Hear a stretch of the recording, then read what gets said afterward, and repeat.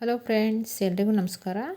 ನಾನಿವತ್ತು ಮಸ್ಸೊಪ್ಪು ಸಾಂಬಾರು ಮಾಡ್ತಾಯಿದ್ದೀನಿ. ಅದಕ್ಕೆ ಕೀರೆ ಸೊಪ್ಪು ತೊಗೊಂಡಿದ್ದೀನಿ, ಮತ್ತು ಸಬ್ಬಸಿಗೆ ಸೊಪ್ಪು ತೊಗೊಂಡಿದ್ದೀನಿ, ಮತ್ತು ಪಾಲಕ್ ಸೊಪ್ಪು, ಸ್ವಲ್ಪ ಕೊತ್ತಂಬರಿ ಸೊಪ್ಪು ತೊಗೊಂಡಿದ್ದೀನಿ, ಮತ್ತು ಮೆಂತ್ಯ ಸೊಪ್ಪು ತೊಗೊಂಡಿದ್ದೀನಿ. ಇದನ್ನೆಲ್ಲ ಕ್ಲೀನಾಗಿ ತೊಳ್ಕೊಂಡು ಸಣ್ಣದಾಗಿ ಕಟ್ ಮಾಡ್ಕೊಳ್ಬೇಕು.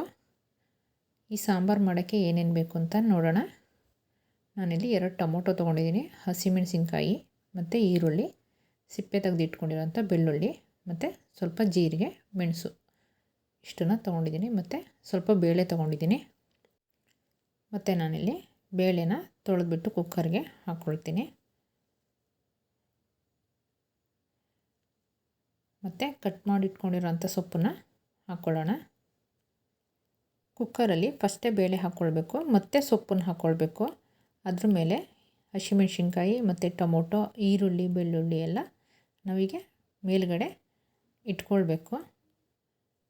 ಮಿಕ್ಸ್ ಮಾಡಬಾರ್ದು ಇದನ್ನು. ಮತ್ತು ನಾವು ಇದನ್ನು ತೊಗೊಂಡು ನೈಸಾಗಿ ರುಬ್ಕೊಳ್ಬೇಕು. ಅದಕ್ಕೆ ಈ ರೀತಿ ಮೇಲ್ಗಡೆ ಇಟ್ಕೊಳ್ಬೇಕು. ಇವಾಗ ನೀರು ಹಾಕ್ಕೊಳ್ತಾ ಇದ್ದೀನಿ. ನೀರು ಹಾಕ್ಕೊಂಡು ಗ್ಯಾಸ್ ಮೇಲಿಟ್ಟು ನಾನು 2 ವಿಷಲ್ ಹಾಕಿಸ್ಕೊಳ್ತೀನಿ.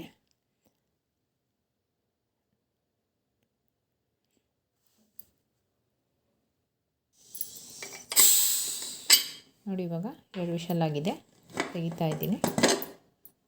ಇವಾಗ ನಾವು ಮೇಲೆ ಇಟ್ಕೊಂಡಿದ್ವಲ್ಲ ಟೊಮೊಟೊ, ಈರುಳ್ಳಿ, ಹಸಿಮೆಣ್ಸಿನ್ಕಾಯಿ ಎಲ್ಲ ತೊಗೊಂಡ್ಬಿಡ್ಬೇಕು. ಸೊಪ್ಪನ್ನು ತೊಗೊಳ್ಬಾರ್ದು. ನಾವು ಬರೀ ಇದನ್ನೇ ತೊಗೊಂಡು ನೈಸಾಗಿ ರುಬ್ಕೊಳ್ಬೇಕು. ಸೊಪ್ಪನ್ನು ನಾವು ಮತ್ತೆ ರುಬ್ಕೊಳ್ಬೇಕು. ನೀವು ಯಾರೆಲ್ಲ ನನ್ನ ಚಾನಲ್ನ ಸಬ್ಸ್ಕ್ರೈಬ್ ಮಾಡಿಲ್ಲ, ಪ್ಲೀಸ್ ನನ್ನ ಚಾನಲ್ನ ಸಬ್ಸ್ಕ್ರೈಬ್ ಮಾಡಿ, ಮತ್ತು ಪಕ್ಕದಲ್ಲಿರೋ ಬೆಲ್ಲೈಕನ್ನ ಕ್ಲಿಕ್ ಮಾಡಿ. ನಾನು ನೆಕ್ಸ್ಟ್ ಟೈಮ್ ವಿಡಿಯೋ ಹಾಕಿದಾಗ ನಿಮಗೆ ನೋಟಿಫಿಕೇಷನ್ ಬರುತ್ತೆ.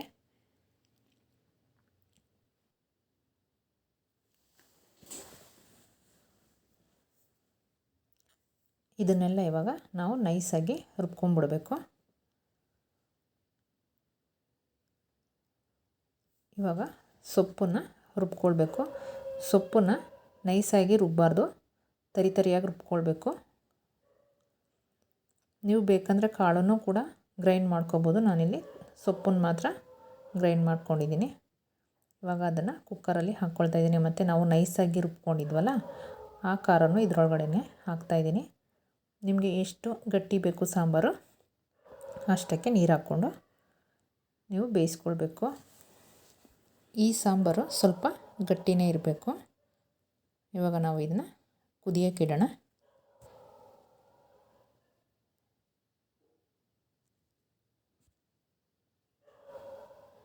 ಇದಕ್ಕೆ ಇವಾಗ ರುಚಿಗೆ ತಕ್ಕಷ್ಟು ಉಪ್ಪನ್ನು ಹಾಕ್ಕೊಳ್ಳೋಣ.